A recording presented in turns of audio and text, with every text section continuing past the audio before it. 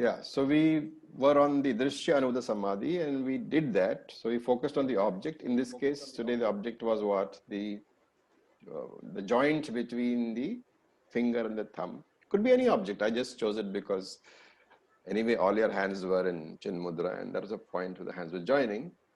So you can choose any object. The idea is to first focus on the object and then move back from the object to the consciousness because of which the object is seen. The object is understood or aware, being aware of. Similarly, we have the Shabda Anubhava Samadhi, where instead of object, you choose the words of the Shastram. And then you have Nirvikalpa Samadhi. So 3 Samadhis are over. Now we look at verse number 27. We will chant. Hridiva Bahya Deshepi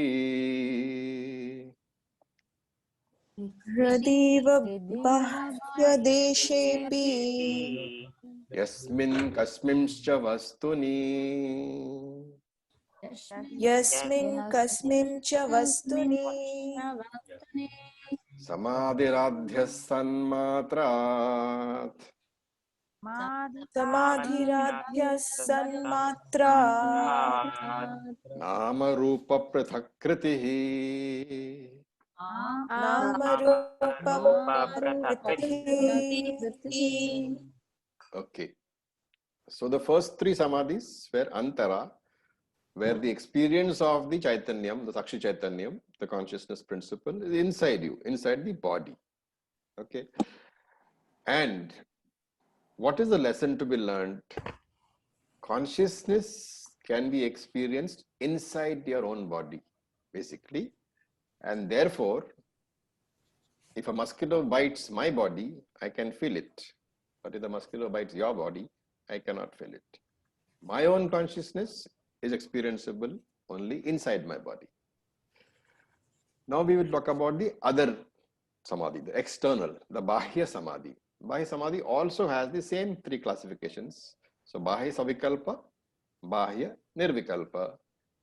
And under Bahya Savikalpa, you have Bahya Drishya Anuvidhi Samadhi and Bahya Shabd Anuvidhi Samadhi. That is under Bahya Savikalpa Samadhi. Under Bahya Nirvikalpa, it is only that. So 3 more are there. So totally 6 Samadhis, 3 we have done. And now we are doing the Bahya Drishya Savikalpa Anuvidha Samadhi. The meditation is outside you. Okay, this is the difference. In the earlier one, you are actually sitting for meditation in a formal meditation posture. But here now, you have to take an external object and focus on the external object.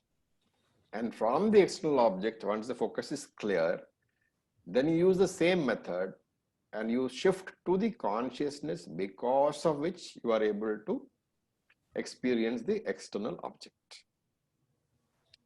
So, and therefore, because this has to be done, there has to be a movement of your awareness from the object where to your consciousness, to the consciousness principle. And therefore, that movement has to take place. And therefore, it is said that when you choose the object, at least in the beginning stages, we are all subject to Raga Dvesha, all subject to likes and dislikes. And therefore, for meditation of this type, the external Samadhi, you should choose an object on which there is no Raga Dvesha. Choose a neutral object which you have. Yeah. Okay, and what is this? If you have to explain how is this going to be done? It is as if you go to the movie, cinema theater, and you are watching the movie, but you are concentrating on what? Not the moving figures in the screen. You are concentrating only on the screen. So that's the kind of meditation we're talking about. You're looking at a movie, but you're looking at the screen. You're concentrating at the screen and not on the moving objects. Okay. And therefore, we can say that Drishya can be any external object. Now, we said earlier in one of the verses, any object consists of 5 aspects. What are they? Anybody? Nama Rupa. Nama Rupa. Gandha. Asti Bhati Priyam. Asti Bhati Priyam Nama Rupa. So Asti Bhati Priyam is basically Satchit Ananda. Asti is, Bhati is the consciousness, so Satchit, and Priyam is Ananda, happiness. So Asti Bhati and this Priyam and Nama Rupa. Now Asti Bhati Priyam belongs to what? It characterizes what? The Brahman aspect, the Atma aspect. And Nama Rupa characterizes the Anatma aspect. So here, when you're looking at the external object, remember this is open-eyed meditation, right? This is not that you're sitting and closing your eyes, because the object is in front of you. So you're actually looking at an object. It can be a glass, it can be, a bottle of water, anything, any object you can choose. It can be a tree, it can be a windowsill, anything. So you focus on the external object, and therefore your eyes are open. So first, what are you seeing? You're seeing Nama Rupa. You are seeing the form and you are recalling the name. So Rupa and Nama both are obvious to you. And then you have to recall that particular verse. Asti, Bhati, Priyam are the three aspects of Brahman. Nama Rupa are the aspects of any object. Every object, every Anatma is pervaded by Atma. And therefore, whenever you see the object, if I am seeing the windowsill, I must remember that I am seeing the form of the windowsill. I am recalling the name windowsill because there is a Nama associated with that form. And that is the focus initially. I will try to focus on that to the exclusion of every other object. Whatever, that's why I say whatever object you choose, let it be an object where there is no Raga Dvesha. The idea is to simply concentrate on the object in the beginning. Focus on the object, keep on focusing till the other aspects fade from your attention. The sounds in the room, the light in the room, the glass in the balcony, the chair in the balcony, other people in the room, they are all excluded from your concentration. And then your concentration is simply on the Nama Rupa. Having achieved that concentration, it is time for the switch. And therefore, from the Nama Rupa, you have to recall that there is the existence principle also, because of which you are able to say that this is the glass or this glass exists. So first is the glass portion, which is the Nama Rupa, or the bottle portion, which is the Nama Rupa. And bottle is, so there is a isness of that, what we call the isness, or in Sanskrit, the Asti Amsham, the Asti aspect of it. Asti meaning is. So existence aspect is there, Sat aspect is there. And from the Nama Rupa of the windowsill or of the glass, of the bottle, now I drop the Nama Rupa and I shift my attention to the Asti Amsham, to the isness principle. And therefore he says, Hridiva. Hridiva is Hridi Eva. Hridi is heart. Eva is just as. So this is a reference to the previous verses. Hridiva, as one practices in your heart. So in the heart here meaning, as one did Antara Samadhi, the same way that one did practice Antara Samadhi, what should you do? Bahya Deshe Api. One should practice that same Samadhi in the external world also. Bahya Deshaha, outside world, Api, in the external world also, you should practice. What? Samadhi Adhyaya. The first Samadhi you should practice. The first Samadhi is what? The object, the Dṛg-Dṛśya Anuvidya Samadhi. And then he says, what object? Yasmin Kasmincha Vastuni. Whatever object. Yasmin Kasmin can be in Hindi translated as Jo bhi milta hai. Whatever is. So Yasmin, Kasmin, any object. Vastuni is the object. So you can use any object as an aid for this practice. Now, is that a strange thing? Why can you use every object? Why doesn't he specify specific objects? Why does he say any object you can use? What is the answer to that? Maybe the idea is just to focus and concentrate, and we choose any object. No, you have to have a logical explanation. This is a Vedantic. If something exists, then it is consciousness principle. No. So any object is okay. You are close. Any object is okay. Why? Is it because God pervades in every object? Brahman is in everything? Yes. So to be technical, we are saying that the Sat aspect of Brahman, remember, is Sat Chit Rupa, right? When you say something exists, which aspect are you referring to? The existence principle, the existence part of it. And therefore, Sat pervades every object. The moment you say this object is, the moment you're aware of any object, that object exists. When you are saying object exists, you are saying Sat, existence principle, is present in the object. And that is being driven home because of Yasmin Kasmin. You can use any object because Sat principle is there in every object. Because Brahman is in every object. And therefore, that is why any object, Yasmin Kasmin, the idea is to say that there can be no object without the existence principle being present. And therefore, any object you can use. Once you come to the object, what should you do? He says in the next few words, Nama, Rupa, Prathik Kritaha. Kritaha means karo, do. Prathak is to separate.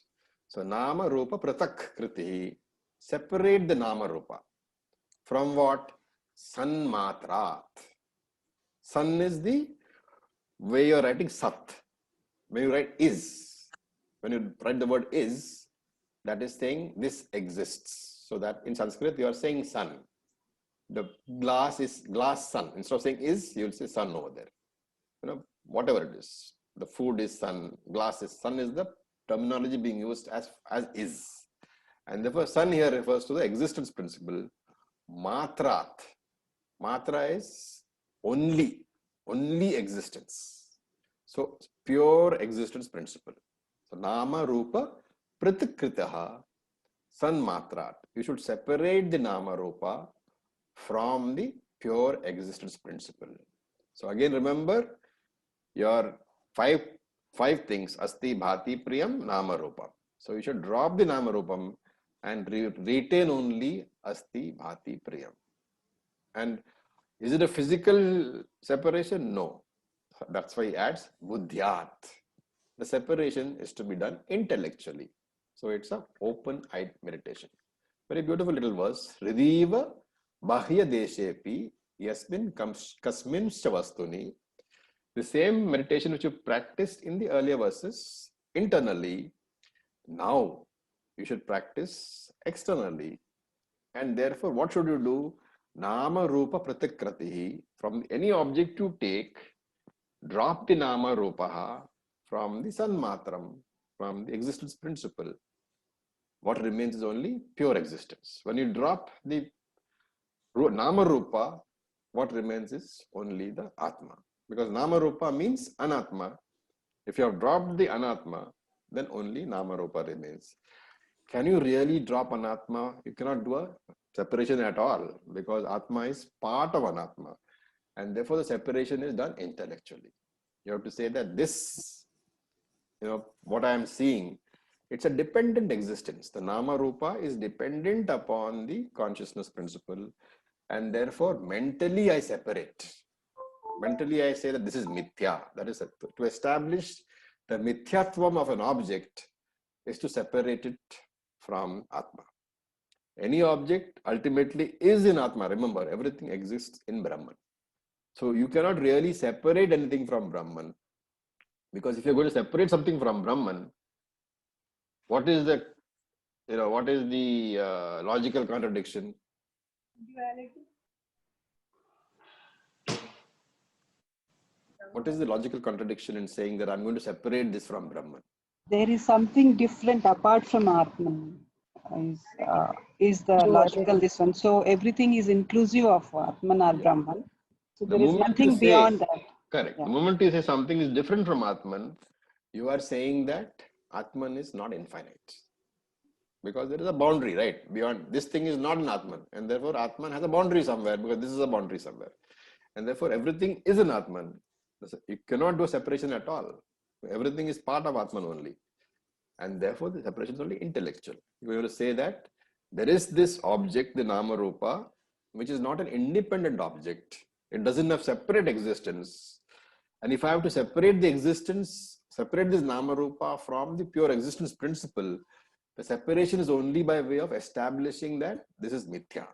It is a dependent entity. The moment I say that this object, this glass, is dependent upon Atma for its existence, I have done an intellectual separation. So in Sanskrit we say that is the established mithyatvam. The mithya aspect of an object to establish intellectually, and that is a separation. So this is pure open-eyed meditation. You can do it anywhere. You're walking, you're in a class, you're outside, in the garden, anywhere you can do this. Any object you can pick, drop the Nama Rupa. What you are doing is Nididhyasanam on Atma only. Okay. Any questions?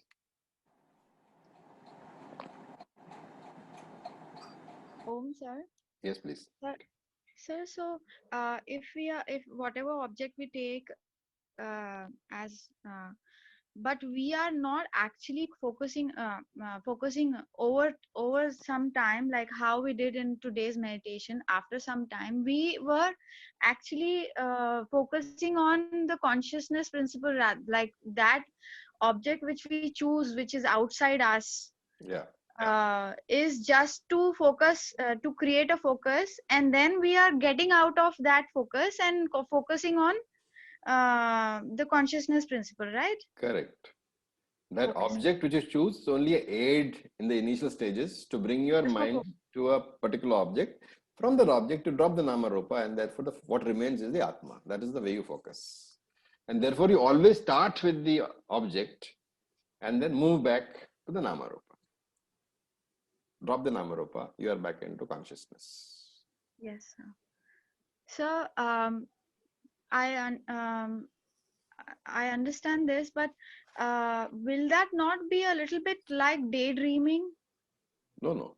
You are being extremely conscious. Your mind is completely focused. Extremely focused, yes. Yeah. Okay. Yeah. So I'm not saying that you can, do this while you're driving. Don't do that. Of course, yes. Otherwise you get instant moksha after that. So don't do that. Yes, sir. Thank you so much. So do it where you're safe, but open-eyed. You can be sitting in your balcony. You can be sitting in a car when somebody else is driving. For them, to anybody else, it will seem like you're daydreaming. Because you will not be listening to what they're saying. You're focusing on this.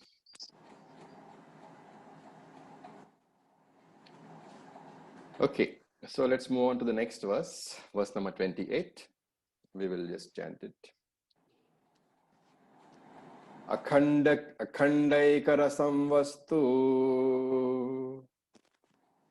Akhandaikara vastu Satchid Ananda Lakshanam Satchidananda Lakshanam Ityavachinna Chintyeyam Idyavichinya Chinteyam Samadhi Madhyamo Bhavet. Samadhi Madhyamo Bhavet. Okay, so the first stage is, as we saw, separating the Nama Rupa from the Sat principle. And then focusing on the characteristics of the existence, not on the Anatma part. Not on the part, not on the product, not on the property, not on the boundary. But you are focusing on that because of which this Anatma object exists. Now the question is, why do we focus on an object first? Why can't you experience existence without an object? You don't experience the existence principle without an object, not because of the absence of the existence principle. But why do you not experience it?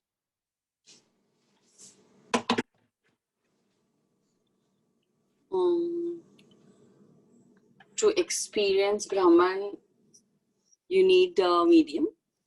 To experience any object, any Atma, any consciousness principle or any Sat principle, you need a reflecting medium. And that reflecting medium is the object. And therefore, when you experience the object, you are experiencing two things. You are experiencing the reflecting medium, which is the object, and you are experiencing the reflected existence, which is Atma. It's always together. Okay, so now if you look at the difference between the Antara Samadhi, which we did earlier today, and the Bahya Samadhi, which we're discussing, it will be easy to appreciate that there is a very critical difference. Antara Samadhi and Bahya Samadhi, what is the difference? Take the same one. For example, you take the Drishya Antara Samadhi and you take the Drishya Bahya Samadhi. What is the critical difference?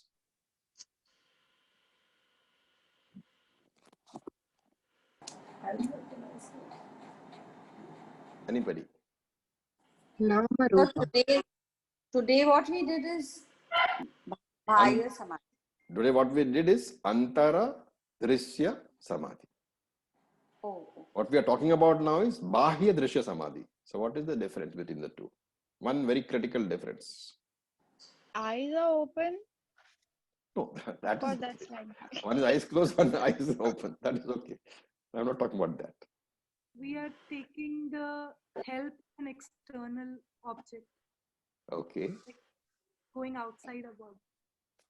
Okay, I'll tell you. In the Antara Samadhi, you are focusing from the object onto the consciousness principle. Right? In Bahya Samadhi, you're focusing from the object onto the existence principle. You see? Because when you're focusing on an object inside you, mentally you're focusing, what is in operation is consciousness alone. You're appreciating consciousness alone. But when you're focusing outside, when you're saying, I am seeing an object outside, you're experiencing the existence principle.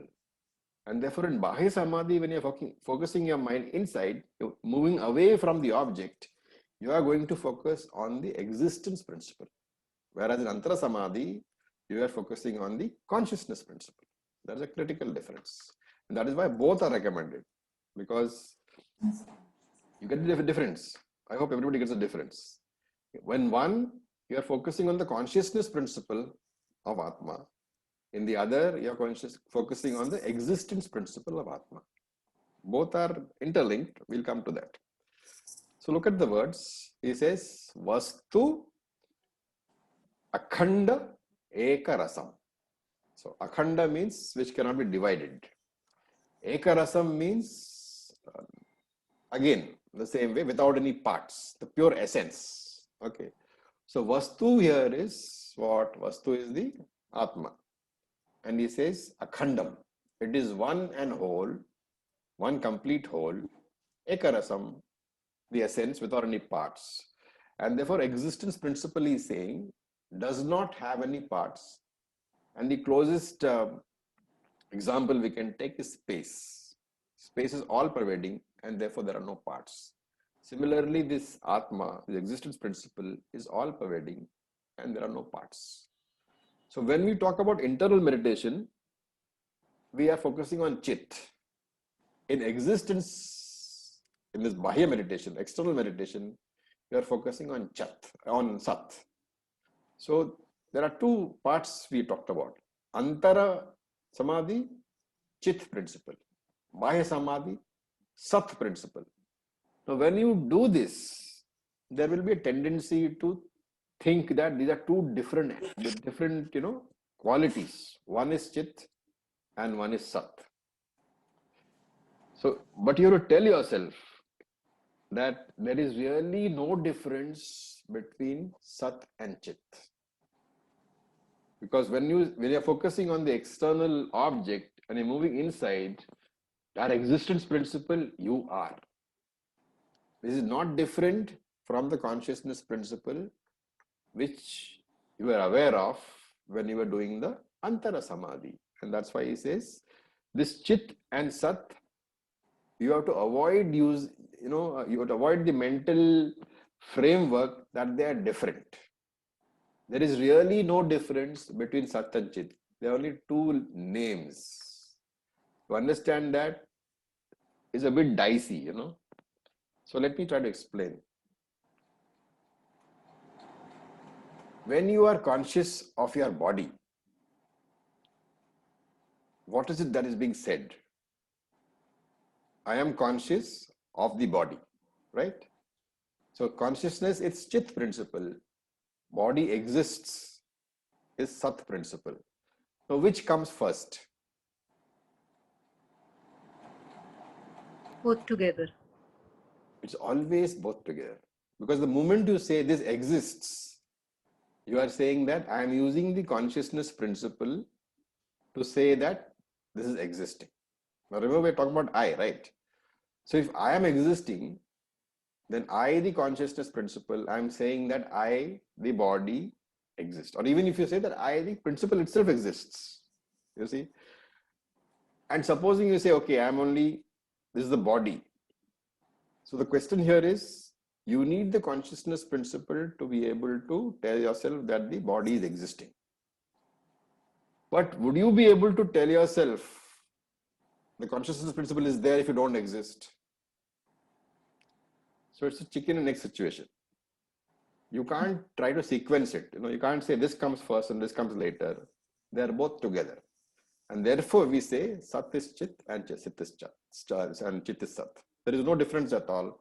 So in Vedanta is very often said Sadeva Chit, Chideva Sat. Both are the same. And this is the explanation that you really can't draw differentiation at all, because both work in tandem. Without one, the other cannot be. There is no difference between Sat and Chit. The difference is only in the names. There are two aspects of Atman. It's not that they are different. I hope that is clear. But that's a very important distinction to always know. Very often we think that consciousness principle is something, existence principle is something else, and Ananda is something else. Actually, they all refer to the same Atma, that is why he says divisionless, Akhanda Ekarasam. There are no differences, no divisions. Om sir.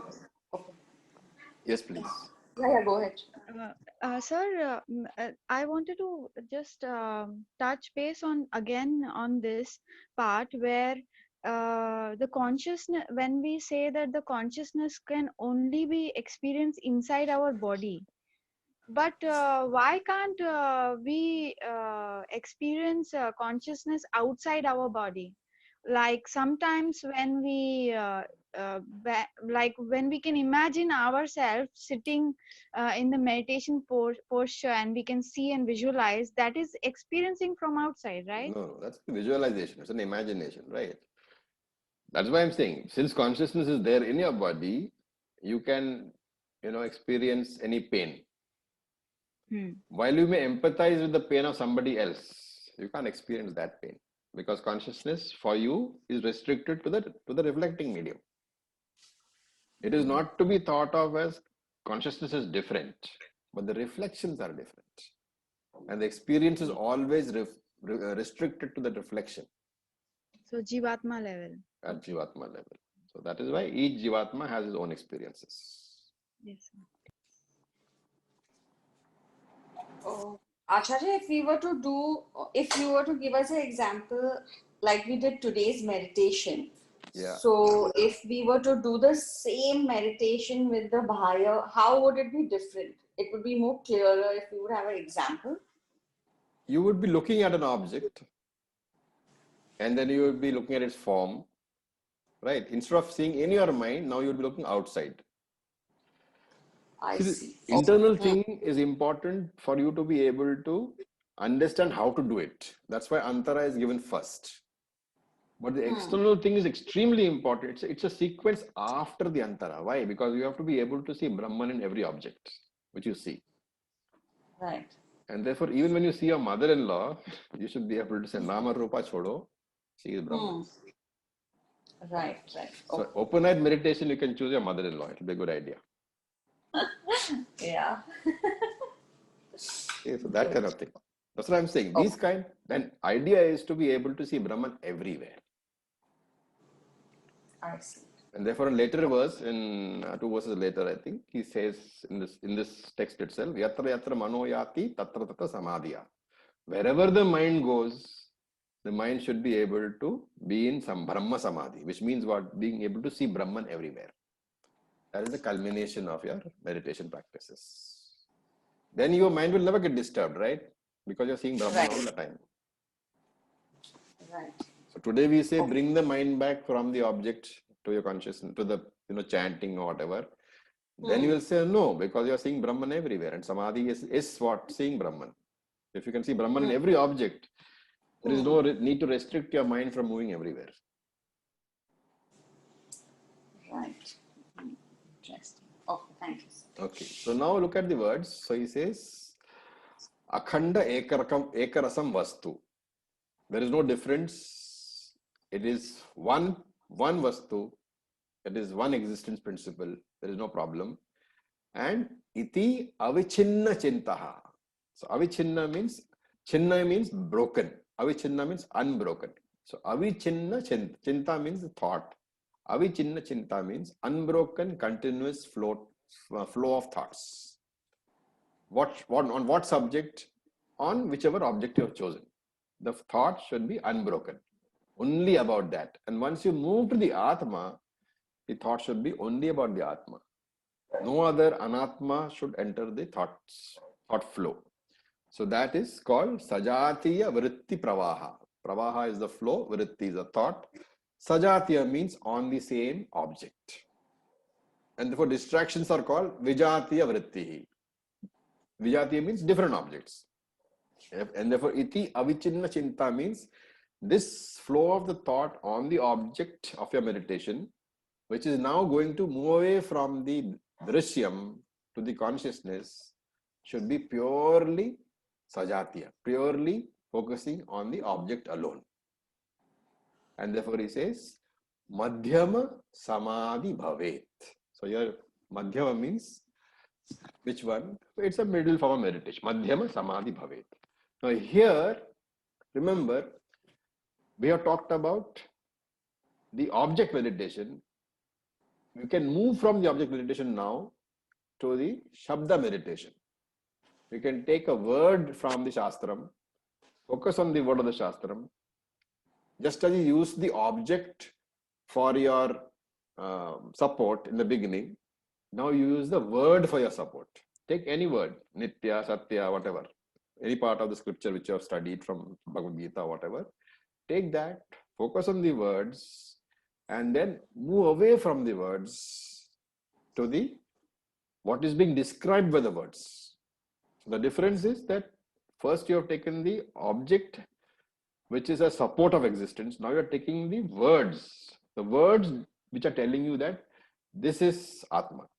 So Satya, Nitya, Satyam hai, Nitya hai, all pervading hai. All these things are the words which Shastra has taught you.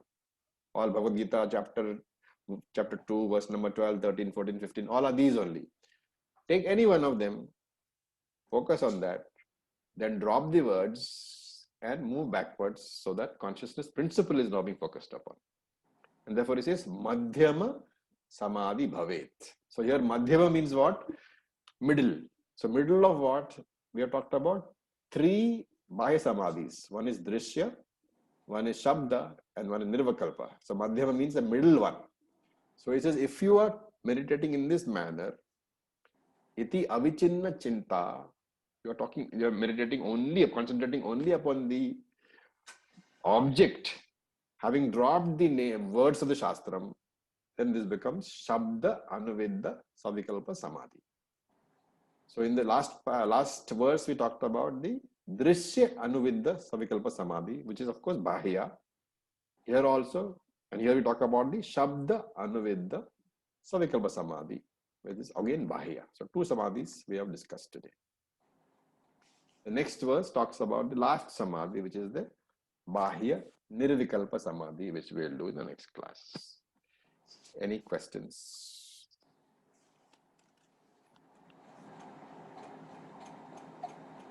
Okay, so with this we'll stop for today. Thank you for your patience. Om Purnamadav Purnamidam Purnat Purnamudachyate Purnasya Purnamadaya Purnam Eva Vashishyate. Om Shanti Shanti Shanti. Om Tat Sat. Om Namah Shivaya. Thank you so much. Thank you, sir. Om Namah Shivaya, Om sir. Namah Om Shivaya. Thank you, Sir. sir. Thank you.